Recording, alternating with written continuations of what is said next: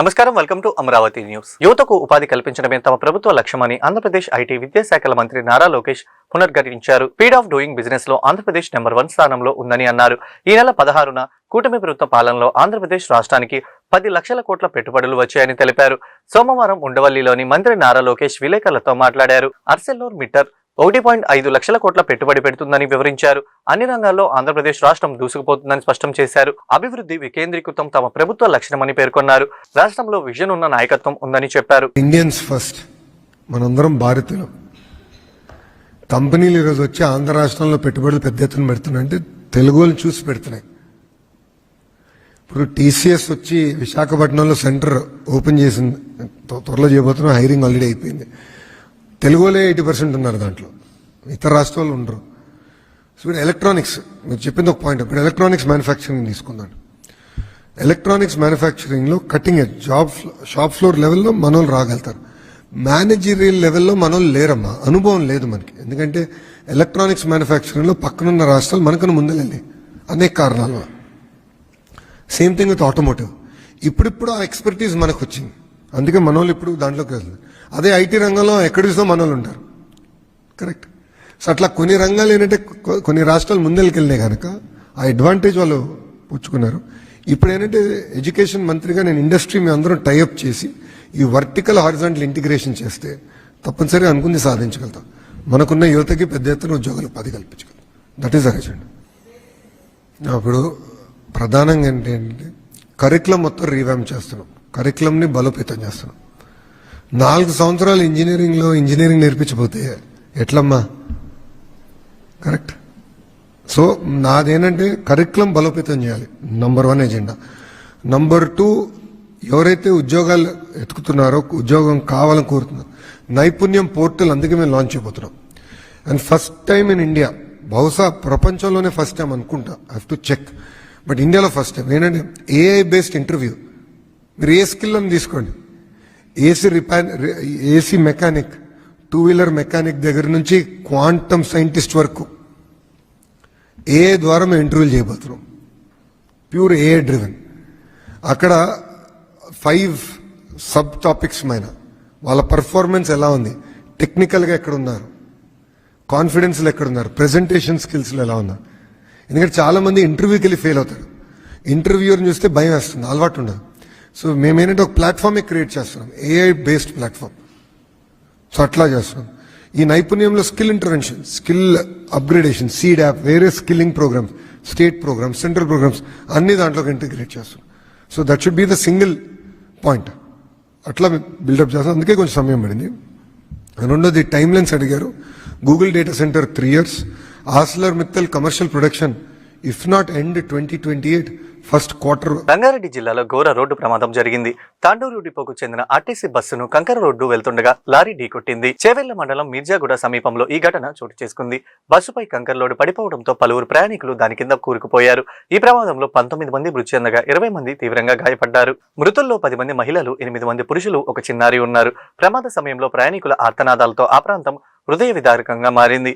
పోలీసులు ఘటనా స్థానాలకి చేరుకుని 3 జేసీబీల సాయంతో సహాయక చర్యలు చేపట్టారు.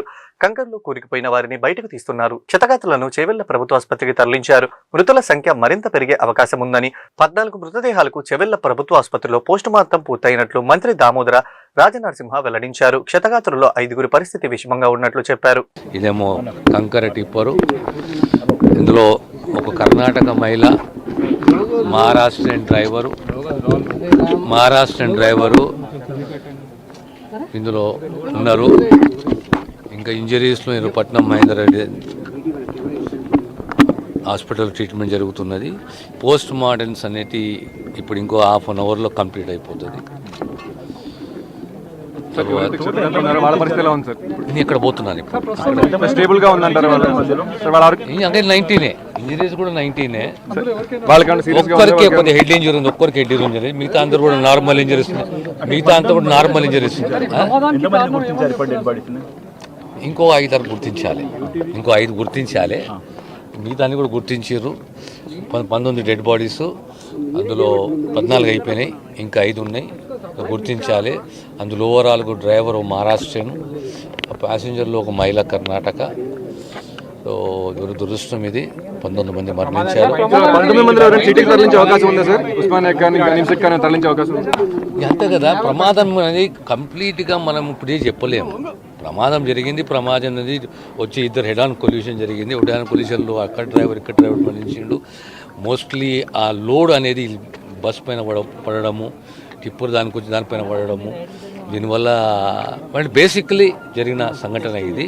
Ultimately police will give a report. So ఇది దురదృష్టము. ఇప్పుడే హాస్పిటల్ పోతుంది. అక్కడ 19 మహారాష్ట్ర ఆర్టీసీ డ్రైవర్ మనోడే కదా, టిప్పర్ డ్రైవర్ మహారాష్ట్ర. కల్తీ మద్యం కేసులో జోగి రమేష్ ను పూర్తి సాక్ష్యాలతో పోలీసులు అరెస్టు చేశారని ఎక్సైజ్ శాఖ మంత్రి కొల్లు రవీంద్ర తెలిపారు. అతనే నకిలీ మద్యం తయారు చేసి ప్రభుత్వానికి అస్థిరపరిచేందుకు కుట్ర పన్నారని మండిపడ్డారు. జోగి రమేష్ జనార్దన్ రావు మధ్య బంధం అందరికీ తెలిసిందేనని అన్నారు.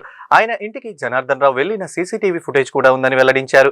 బీసీల గురించి మాట్లాడే అర్హత జోగి రమేష్ కు లేదని అన్నారు. ఉద్దేశపూర్వకంగా పోలీసుల్లో ఎవరైనా జోగికి అనుకూలంగా వ్యవహరిస్తే చర్యలు తీసుకుంటామని హెచ్చరించారు. నకిలీ మద్యంలో మాజీ మంత్రి జోగి రమేష్ ఇన్వాల్వ్మెంట్ ఉందనేది పూర్తి సాక్ష్యాధారాలతో సహా మరి అతన్ని అరెస్ట్ చేయడం జరిగింది.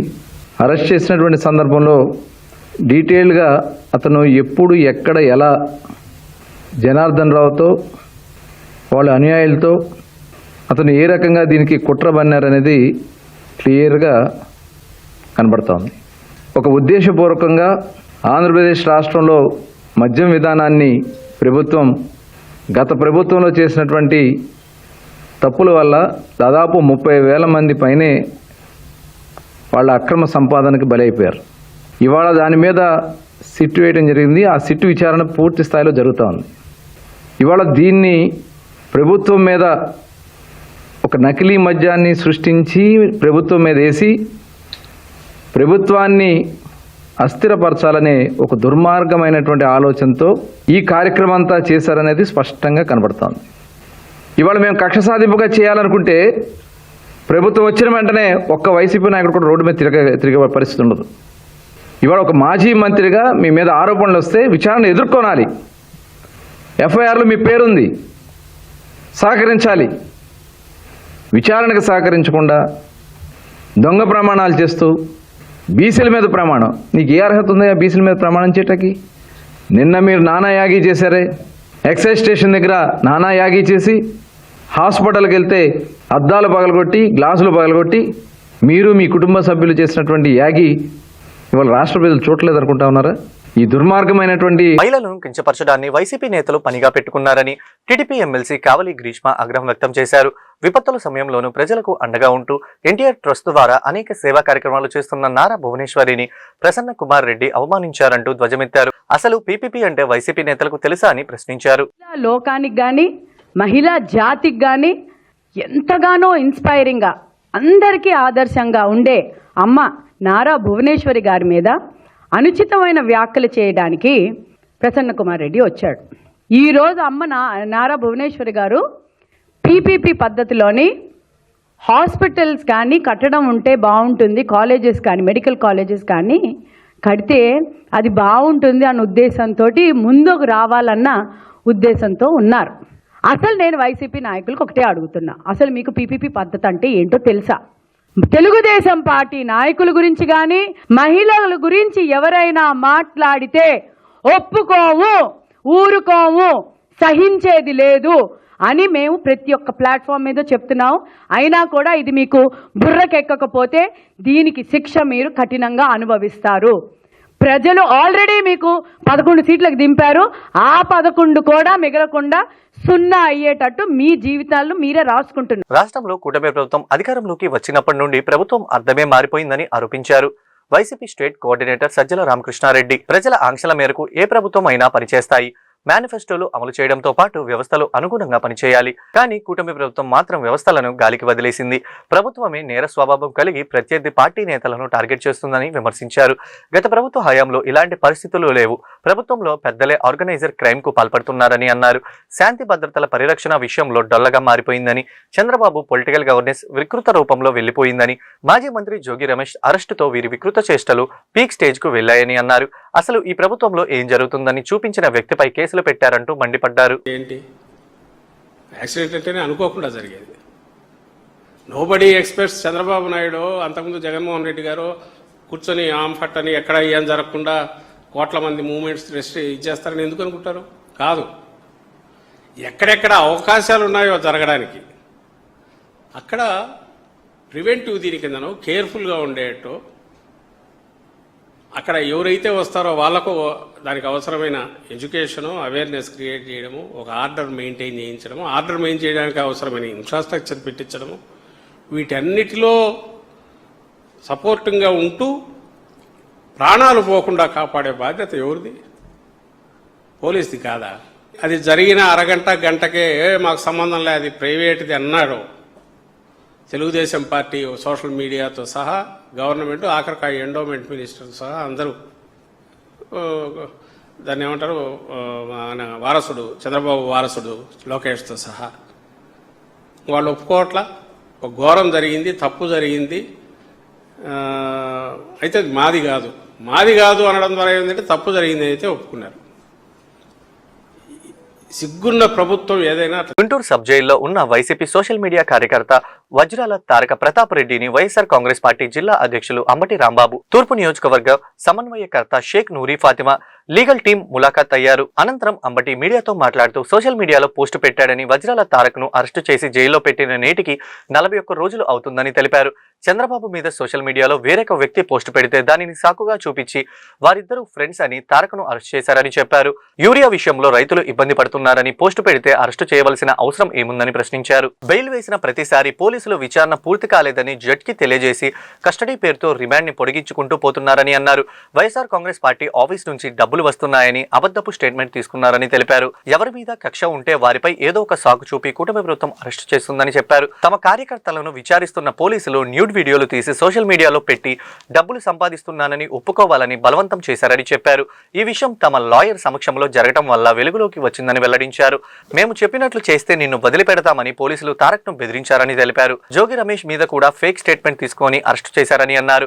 అక్రమ అరెస్టు చేస్తే వైసీపీ నాయకులు చూస్తూ ఉండరని హెచ్చరించారు. పట్టుకొచ్చారు, వాటి కన్ఫెషన్ స్టేట్మెంట్ తీసుకున్నారు, దానిలో జోగి రమేష్ పేరు చెప్పారు, జోగి రమేష్ లోపలేశారు. ఎవరు కక్ష ఉంటే వారిని తీసుకెళ్లి లోపలేసేటటువంటి ఒక వికృతమైనటువంటి చేష్టలు ఇవాళ రాష్ట్ర ప్రభుత్వం చేస్తున్నది, కూటమి ప్రభుత్వం చేస్తున్నది. ఈ కూటమి ప్రభుత్వానికి రోజులు దగ్గర పడతాయి. ఖచ్చితంగా చెప్తాను, చట్టానికి వ్యతిరేకంగా చేస్తున్నా. నేను ఒకటి అడుగుతా ఉన్నా, రాష్ట్ర ప్రజానీకాన్ని, మేధావుల్ని, న్యాయ నిపుణుల్ని అడుగుతా ఉన్నా. ఆఫ్టర్ ఆల్ ఈ కేసుకి ఒక పోస్టింగ్ పెట్టారని, ఇన్స్టాగ్రామ్లో పోస్టింగ్ పెట్టారని, ఫేస్బుక్లో పోస్టింగ్ పెట్టారనే ఒక ఆరోపణ మీద ఒక యువకుణ్ణి, చదువుకున్న యువకుణ్ణి 40 రోజులు జైల్లో, ఇప్పటికి 40 రోజులు నిర్బంధించారే, ఏమిటి పాపం అని అడుగుతా ఉన్నా. ఇది ధర్మమేనా అని అడుగుతా ఉన్నా. After all a small case, మీరు పెట్టిందే స్మాల్ కేస్ అయితే ఏదో ఒక విధంగా భయపెట్టేయాలి. పొలిటికల్ విమర్శలు అసలు జరగడానికి వీల్లేదు ఇన్స్టాగ్రామ్లో, ఫేస్బుక్లో, యూట్యూబ్లో అని ఎవరు ఆపగలుగుతారు? భగవంతుడు దిగొచ్చినా ఆపలేడు. మీ మీద విమర్శలు జరుగుతూ ఉంటాయి, పోస్టులు పెడుతూ ఉంటాం, మేము కూడా పెడతాం, యూట్యూబ్లో పెడతాం, ఇన్స్టాగ్రామ్లో పెడతాం, ఫేస్బుక్లో పెడతాం, పబ్లిక్లో చెప్తాం, అన్ని చోట్ల చెప్తాం. మీరు చేస్తున్నటువంటి దుర్మార్గమైన పాలన, ప్రజల్ని బెదిరించేటటువంటి కార్యక్రమాలు ఇవాళ మీరు చేస్తున్నారు. ఇవాళ తుఫాను వస్తే రైతులు వరి దెబ్బతినిపోతే మీరు దెబ్బతినిపోయినట్టుగా వరి రాంచుకుంటే, ఏది మీ దెబ్బతినిపోయినట్టుగా వరి మీరు రాంచుకొని మీరు కాంపెన్సేషన్ అడిగితే మీ ధాన్యం మేము కొనమని చెప్తున్నాడు చంద్రబాబు నాయుడు. ఇది సాక్ష్యాధారాలతో చెప్తున్నాను నేను. కట్టమని కేసు చూస్తాం. ఇలాంటి దౌర్భాగ్యమైనటువంటి బెదిరింపులు బెదిరిస్తూ చంద్రబాబు నాయుడు గారు ఇవాళ మా కుర్రోళ్ళని, మా సోషల్ మీడియా యాక్టివిస్టుల్ని బెదిరించాలనేటువంటి ప్రయత్నం చేస్తున్నారు. వీటిని ఖచ్చితంగా మేము ఎదుర్కొంటాం. We have a legal team. Edlapadu గ్రామానికి చెందిన మత్తవరపు వెంకట్రావు పొలాన్ని కొని మోసపోయానని గుంటూరు జిల్లా ఎస్పీ కార్యాలయంలో నిర్వహిస్తున్న ప్రజా సమస్యల పరిష్కార వేదికలో చేసిన గుంటూరు నగరంలోని జేకేసీ కళాశాల రోడ్లో నివాసం ఉంటున్న తేళ్ల వెంకటరామారావు ఎస్పీకి ఫిర్యాదు చేశారు. అనంతరం ఆయన మీడియాతో మాట్లాడుతూ మండపూడి గ్రామానికి చెందిన ముత్తవరపు రవిమోహన్ ఎడ్లపాడు గ్రామంలో ముత్తవరపు వెంకట్రావు పొలం అమ్మకానికి ఉందని చెప్పారు. వరుసకు అల్లుడైన పి సతీష్, నేను ఇద్దరం కలిసి పొలాన్ని చూసుకొని ఆ పొలాన్ని కొనాలని నిర్ణయించుకున్నామని తెలిపారు. 2.61 సెంట్ల పొలాన్ని 50 లక్షలకు కొని మోసపోయానని ఆవేదన వ్యక్తం చేశాడు. తదుపరి మేము ఎడ్లపాడులోని ఎంఆర్ఓ ఆఫీస్కు వెళ్లి విచారించగా వారు కూడా ఈ పొలం ముత్తవరపు వెంకట్రావుదే అని చెప్పారు. ముత్తవరపు వెంకట్రావు భార్య పిల్లలు మధ్యవర్తి అయిన రవి మోహన్లను కలిసి మమ్మల్ని నమ్మించారని ఆవేదన వ్యక్తం చేశారు. వివిధ రూపాల్లో 50 లక్షల వరకు ముత్తవరపు వెంకట్రావుకి చెల్లించారని తెలిపారు. నల్లపాడు రిజిస్టర్ ఆఫీసులో సాక్షుల సమక్షంలో తన పేరుతో రిజిస్టర్ కూడా చేశారని తెలిపారు. 3 నెలల తర్వాత తన రిజిస్టర్ చేసిన పొలం వద్దకు వెళ్లి చూడగా చుట్టూ ప్రహరీ గోడ చూసి అవాక్కయ్యారని చెప్పారు. ఈ విషయంలో తనకు పొలం విక్రయించిన వారిని అడగ్గా వారు పొరపాటున వేశామేమోనని వారితో మాట్లాడి ప్రహరీ గోడను తీపిస్తామని సమాధానం ఇచ్చారని చెప్పారు. 2008వ సంవత్సరంలో జూగ్రాజ్ పురోహిత్ను రిజిస్టర్ చేసిన విషయం వెల్లడైందని చెప్పారు. విషయం తెలుసుకున్న నేను అతని ఇంటి వద్దకు వెళ్లి నా పొలం నాకు ఇవ్వాలని లేక నా డబ్బులు నాకు తిరిగి ఇవ్వాలని అడిగానని చెప్పారు. నెలలు గడుస్తున్నా తన డబ్బులు ఇవ్వకపోవడంతో అతనిని గట్టిగా నిలదీయడంతో నీకు చేతనైంది చేసుకో, మరొకసారి మమ్మల్ని దీని గురించి అడిగితే చంపేస్తామని బెదిరించారని ఆవేదన వ్యక్తం చేశారు. వారిపై కఠిన చర్యలు తీసుకోవాలని న్యాయం చేయాలని ఎస్పీని కోరినట్లు తెలిపారు. పొలం అమ్మకానికి వచ్చిందని ఒక అతను చెప్తే ఎడ్లపాడులో 2 ఎకరాల 61 సెంటు పొలం ఉందంటే పోయి చూసామండి బ్రోకర్ ద్వారా. అక్కడ ముత్తవరపు రవిమోహన్ అనే అతను చూపించాడండి పొలం. ఆ పొలం చూసి నాకు నచ్చిందండి. దాన్ని మొత్తం కాంట్రాక్ట్గా 50 లక్షలకు కొన్నాను. కొని రిజిస్ట్రేషన్ నల్లబాడులో అయిందండి. నేను ఇంటికి వెళ్ళిపోయానండి. వాళ్ళకి డబ్బులు కానీ క్యాష్గా ఇచ్చేసి వెళ్ళిన తర్వాత ఒక 4 నెలల తర్వాత నా పొలం చూసుకుందామని వెళ్ళానండి. వెళ్ళే తల్లి చుట్టూ ఫినిషింగ్ వేసి గేట్లు పెట్టి ఉన్నాయండి. అయితే ఏంటి పరిస్థితి అని వాళ్ళ దగ్గర పోయి ముత్తవరపు వెంకట్రావు అజయ్ కుమార్ దగ్గరికి వెళ్ళి అడిగానండి. అడిగితే అది మేమే వేయించామని అన్నారు ఫస్ట్. తర్వాత వచ్చి వేరే వాళ్ళు వేయించారని అర్థమైంది. అది ఎంక్వైరీ తీస్తే 2008లోనే ఆ పొలం వేరే వాళ్ళకి అమ్మేశారంటండి. ఈ మధ్యకాలంలో జగన్ గవర్నమెంట్లో రీసర్వే జరిగి మళ్ళీ వాళ్ళ పేరున ఆ పొలం ఆడంగుల్లోకి ఎక్కితే దాని వలన పాస్బుక్లు 1Bలు అన్నీ పుట్టించి వాళ్ళ కొడుక్కి ముత్తవరపు వెంకట్రావు అనే అతను అజయ్ కుమార్ కొడుక్కి దాఖలు చేశాడండి. ఆ దాఖలు చేసిన అతను ఆ డాక్యుమెంట్స్ లింక్ డాక్యుమెంట్ పెట్టుకొని నాకు వాళ్ళ పొరుగు చేత నాకు పొలం చేయించాడండి. మళ్ళీ నేను 50 లక్షలు పెట్టి కొనుక్కున్నాను, మోసపోయాను. అయితే డబ్బులు ఇస్తామన్నారండి. ఈ 5 నెలల నుంచి తిప్పుతానే ఉన్నారు. మధ్యలో ఇస్తాను, రేపు ఇస్తాను, ఎల్లుండి ఇస్తానని చెప్తున్నారు. నెల 2 నెలలు వల్ల ఏమీ డబ్బులు ఇవ్వలేదండి. అందుకని ఎస్పీ గారి దగ్గర కంప్లైంట్ ఇచ్చామండి.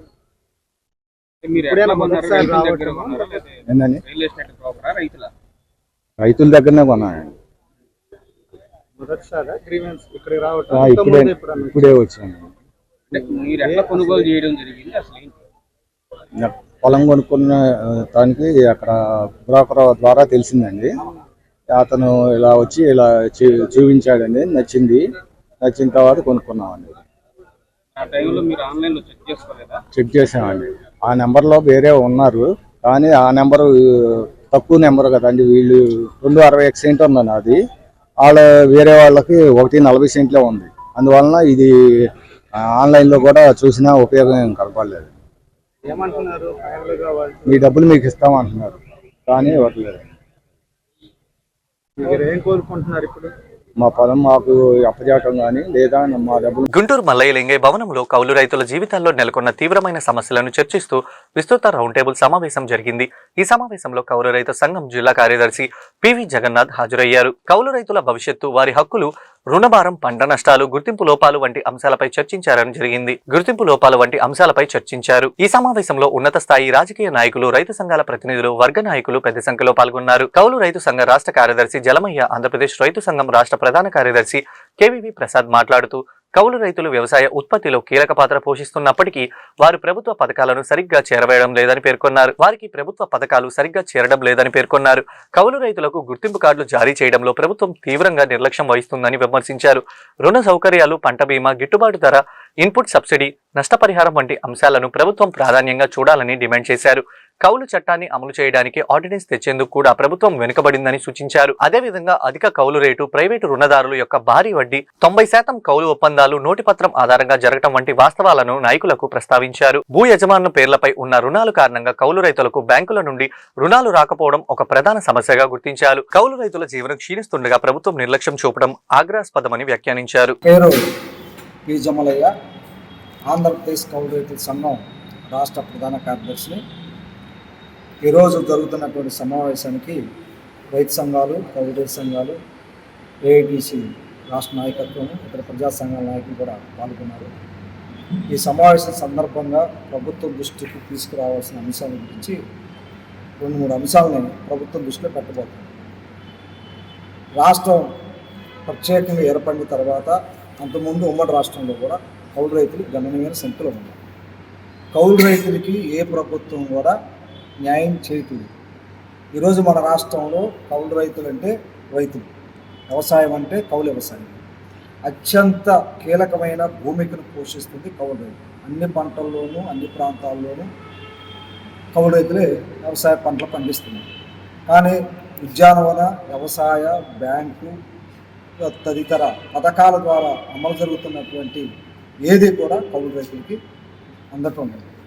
మేము మా కౌలు రైతు సంఘం ఆధ్వర్యంలో ఒక నెల రోజుల పాటు రాష్ట్ర వ్యాప్తంగా 3,000 మంది కౌలు రైతుల్ని 26 జిల్లాల్లో సర్వే చేశాం. ఆ సర్వే సందర్భంగా అనేక విషయాలు వెలుగులోకి వచ్చాయి. మొదటి అంశం ఏంటంటే ఈ రోజు నాటికి కూడా 87% మంది కౌలు రైతులకి గుర్తింపు ఇవ్వటం లేదు. అది ప్రభుత్వం యొక్క వైఫల్యం. రెండో అంశం ఏంటంటే రాష్ట్ర ప్రభుత్వం బ్యాంకు రుణాలు ప్రతి సంవత్సరం 1,00,000 నుంచి 1,60,000 కోట్ల రూపాయలు పంట రుణాల కింద ఇస్తున్నారు. అందులో కౌలు రైతులకి దాదాపు 88% కౌలు రైతులకు అందటం ఉంది. సాగు చేయని భూ యజమానులకి ఎక్కువగా పూత ఉంది. మూడో అంశం ఏంటంటే ఈరోజు రాష్ట్ర ప్రభుత్వం పంటల బీమా పథకం పెట్టింది. గతంలో ఉచిత పంటల బీమా పథకం ఉంటే ఇప్పుడు స్వచ్ఛంద పంటల బీమా పథకం పెట్టింది. అంటే బ్యాంకులో రుణం తీసుకున్న వాళ్ళు బీమాలో చేరవచ్చు ఇష్టమైతే, లేకపోతే లేదు. నాన్ లోని ఫార్మర్స్ అంటే పంట రుణాలు పొందనటువంటి వాళ్ళు పత్తికైతే 1,700 ఎకరానికి, వరికైతే 840 రూపాయల చొప్పున బీమా ప్రీమియం చెల్లించి పథకంలో చేరమని ప్రభుత్వం చెప్పింది. మన రాష్ట్రంలో ఖరీఫ్లో 1,00,00,000 ఎకరాలు పైగా అన్ని పంటలు సాగు చేస్తే 20 లక్షల ఎకరాల కంటే ఎక్కువ మంది ఈ పంట బీమాలో చేరలేదు. కారణం బీమా ప్రీమియం ఎక్కువ భారంగా మారింది. ఎరువులు, పురుగు మందులు, విత్తనాలు, కూలి రేట్లు, అద్దెలు, కౌలు రేట్లు పెరగడంతో పాటు ఈరోజు బీమా ప్రీమియం కూడా భారంగా మారడంతో ఎక్కువ మంది కౌలు రైతులు పథకంలో పోతా ఉన్నారు. దీనికి కారణం రాష్ట్ర గుంటూరు నగరపాలక సంస్థ ప్రతి సోమవారం జరిగే PGRS కు ప్రజలు అందించే ఫిర్యాదులు, అర్జీలు పరిష్కరించాలని, అర్జీల పరిష్కారానికి విభాగాధిపతులు ప్రత్యేక శ్రద్ధ చూపాలని నగర కమిషనర్ పులి శ్రీనివాసులు విభాగాధిపతులను స్పష్టం చేశారు. సోమవారం క్యాంప్ కార్యాలయంలో డైల్ యువర్ కమిషనర్ నగర సంస్థ కౌన్సిల్ హాల్లో PGRS నిర్వహించారు. డైల్ యువర్ కమిషనర్ కి అందించిన అర్జీలు పరిష్కారానికి విభాగాధిపతులను క్షేత్రస్థాయి పరిశీలనకు వెళ్లారని అన్నారు. అర్జీల పరిష్కార పురోగతిపై కమిషనర్ ఛాంబర్ కు ఎప్పటికప్పుడు నివేదిక ఇవ్వాలని ఆదేశించారు. అర్జీలు బిఎన్లు SLAలోకి వెళ్లడానికి వీలు లేదని అన్నారు. ప్రతి విభాగంలో PGRS గ్రీవెన్స్ అర్జీల పరిష్కారంపై ప్రత్యేక సిబ్బందిని కేటాయించాలని అన్నారు. అర్జీల పరిష్కార పురోగతిపై PMU బృందం ప్రత్యేక దృష్టి సారించాలని అన్నారు. క్షేత్రస్థాయి అధికారులు అర్జీలను నేరుగా వెళ్లి పరిశీలించి పరిష్కారానికి కృషి చేయాలని అన్నారు. పరిష్కారం అనంతరం ఫిర్యాదు సమాచారం లేదా అమెండ్మెంట్ ఇవ్వాలని తెలియజేశారు. PGRS ద్వారా 39 అర్జీలు అందాయని, వాటిలో పట్టణ ప్రణాళిక విభాగం 9, ఇంజనీరింగ్ విభాగం 15, రెవెన్యూ విభాగం 6, ప్రజారోగ్య విభాగం 2, ఉపాసెల్ విభాగం 6, అకౌంటింగ్ విభాగం సంబంధించిన ఒక ఫిర్యాదు అందాయని అన్నారు. ఈ క్రమంలో అదనపు commissioner Challa Obles, deputy commissioner B Srinivas, city planner Rambabu, incharge SC Sundarramireddy, manager Balaji Basha పాల్గొన్నారు. ప్రజా సమస్యల పరిష్కార వేదిక స్పందన కార్యక్రమం గుంటూరు జిల్లా కలెక్టరేట్ ప్రాంగణంలోని SR శంకరన్ కాన్ఫరెన్స్ హాల్లో సోమవారం జరిగింది. ఈ సందర్భంగా జిల్లా నలుమూల నుండి వచ్చిన బాధితులు తమ సమస్యలను పరిష్కరించాలని కోరుతూ collector Tameem Ansariya, joint collector Ashutosh శ్రీవత్సకు విజ్ఞాపన పత్రాలు అందజేశారు. ఆయా సమస్యలను తక్షణమే పరిష్కరించాలని సంబంధిత అధికారులను ఆదేశించారు. ఈ మేరకు మీడియాతో నల్లమడ వాగు ఆధునీకరించాలని నల్లమడ రైతు సంఘం విజ్ఞప్తి చేయగా, పెదకాకాని బాజీబాబా దర్గాలో వివాదాస్పదంగా మారిన షెడ్లను తొలగించాలని ముస్లిం హక్కుల పోరాట సంఘం డిమాండ్ చేసింది. వాగు చాలా ప్రమాదమైనటువంటిది. దాదాపు 80 గ్రామాల్లో ఉంటుంది, 10 మండలాల్లో ఉంది, 6 నియోజకవర్గాల్లో ఉంది. ఇది ఇంతవరకు కూడా ఏ గవర్నమెంట్ కూడా పూర్తిగా దాన్ని బాగు చేసినటువంటి లేదు. ఇప్పుడు చెన్నారెడ్డి గారు ఉన్నప్పుడు మొత్తం ఈ ప్రాంతం అంతా కూడా పొన్నూరు, బాపట్ల, చీరాల, నందిపాడు, చెల్లూరుపేట అన్ని చోట్ల నల్లమడ ప్రాంతం బంద్ చేస్తే అప్పుడు ఆయన 4 కోట్లు ఇస్తే కొంచెం బాగు చేశారు. తర్వాత చేయటం అనేది లేదు. 8 కమిటీలు మాత్రం అపాయింట్ చేశారు. ఇంజనీరింగ్ కమిటీలు, మామూలుగా పొలిటికల్ కాదు. 8 కమిటీలు కూడా దాన్ని డెవలప్ చేయాలా, 500 CVలు చేయాలా. ఇది చాలా పెద్ద సమస్య. బుడమేరు, తమ్మిలేరు వరదలు ఉన్నటువంటి సమస్య ఇది బాగు చేయాలని చెప్పి 8 కమిటీలు ఏకగ్రీవంగా చెప్పినాయి. అయినా కానీ ఇంతవరకు ప్రభుత్వం పూనుకోలేదు. 2006లో ఇప్పుడు ఉన్నటువంటి చంద్రబాబు నాయుడు గారు ఆనాడు కూడా ముఖ్యమంత్రిగా ఉండి కాకుమాను గ్రామంలో అనౌన్స్ చేశాడు, మేము చేయబోతున్నాం అని చెప్పేసి. ఇంతవరకు చేసినటువంటి లేదు, రూపాయి ఇవ్వలేదు. అట్లానే ఇట్లా ఈ విధంగా వరద రావటం, గళ్ళు పట్టడం, ఆ గళ్ళు ఒక 6 నెలలు సంవత్సరం తర్వాత పోడవటం, లేకపోతే వరద వచ్చినప్పుడు పులిహార పొట్లాలు ఇవ్వటం, లేకపోతే ఏదైనా మీకు చేస్తామని చెప్పి వాగ్దానాలు ఇచ్చి అందరు మంత్రులు, మేము కిరణ్ కుమార్ రెడ్డి గారు వచ్చాడు, పడవలో వెళ్ళాడు జిల్లీలమూడి గ్రామానికి, ఇట్లా అప్పుడు గొడవ చేయటం తప్పితే తర్వాత దీని గురించి అన్నిసార్లు రిమైండ్ చేస్తున్నా కానీ పట్టించుకునే చేయనన్నటువంటి మహానుభావుడు ఎవరు లేరు సార్. ఇంతవరకు నాకు తెలియదు, నేను 20 ఏళ్ళ నుంచి పనిచేస్తున్నా, అంతకుముందు పనిచేసిన వాళ్ళ కాగితాలు హిస్టరీలు ఉన్నాయి. చెయ్యను అన్నటువంటి మహానుభావుడు ఎవడు లేరు ఇంతవరకు. కనిపెట్టాలి, చెయ్యను అందరూ చేస్తామంటున్నారు. డబ్బులు రూపాయి ఇవ్వాలి కదా. అక్కడ 2016లో చంద్రబాబు నాయుడు గారు అనౌన్స్ చేశాడు, నా దగ్గర కటింగ్ ఉంది, ఆ కాగితాలు చూపిస్తా. మరి ఇంతవరకు చేయలేదు కదా. చేయొద్దని ఎవరు అంటలా, ఎవరు అంటారు. ఆయన చెప్పాడు, కిరణ్ కుమార్ రెడ్డి చెప్పాడు, రోసి చెప్పాడు, నేను పర్సనల్గా మాట్లాడినటువంటి రాజశేఖర్ రెడ్డి గారు చెప్పాడు. చేయనటువంటి మినిస్టర్ లేడు, చీఫ్ మినిస్టర్ లేడు, అందరూ చేస్తామంటున్నారు. కానీ కావాల్సింది ఏంటంటే ఆచరణలో చేసినటువంటి వాళ్ళు కావాలా. ఈ వార్తలు ఇంతటితో సమాప్తం. తిరిగి మరో బులెటిన్లో మళ్ళీ కలుద్దాం. నమస్కారం.